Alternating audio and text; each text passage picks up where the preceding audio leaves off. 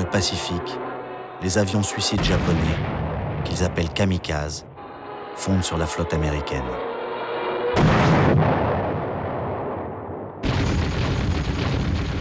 Le Japon ne peut accepter l'idée même de la capitulation, des honneurs suprêmes. Les militaires de Tokyo, crispés sur leur pouvoir, sacrifient ce qui reste de leur jeunesse et de leur aviation pour empêcher le débarquement des Américains.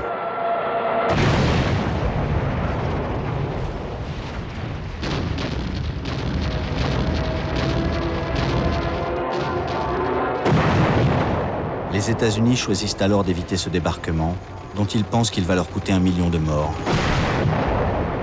et déclenchent l'enfer atomique. Les 2 premières bombes nucléaires de l'histoire font en 1 seconde plus de 100 000 victimes et permettent enfin à l'empereur Hirohito de demander la paix sans perdre la face. Il a fallu la bombe atomique pour que les soldats et les officiers japonais acceptent de faire ce geste, si contraire au Bushido, le code de l'honneur. Mais plusieurs milliers d'entre eux s'y refuseront et s'enfuiront dans la jungle. Le dernier sortira de sa cachette et se rendra en 1975.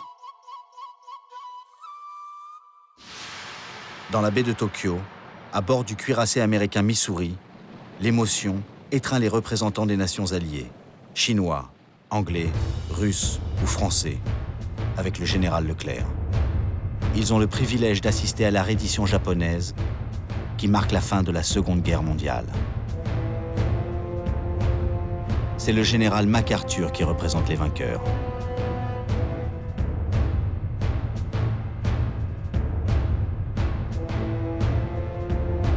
Le ministre japonais des Affaires étrangères, en haute forme, boitant depuis qu'il a perdu une jambe dans un attentat en Chine, va signer au nom de l'empereur. Il l'a rencontré la veille et il lui a dit « Il faut que nous fassions de ce jour de deuil le premier jour de naissance d'un nouveau Japon. Ainsi nous pourrons aller à cette cérémonie la tête haute. »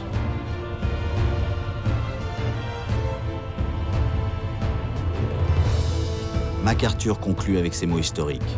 « Mon plus grand espoir, ainsi que celui de toute l'humanité, est que de cette cérémonie solennelle naisse un monde meilleur.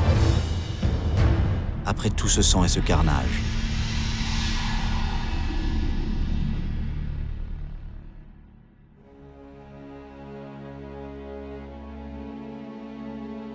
Cette guerre a fait 50 millions de morts, 2 fois plus de victimes civiles que militaires. Dans ce déchaînement de la violence à l'état pur, des milliers de malheureux ont souffert, longtemps après de l'agonie des radiations nucléaires.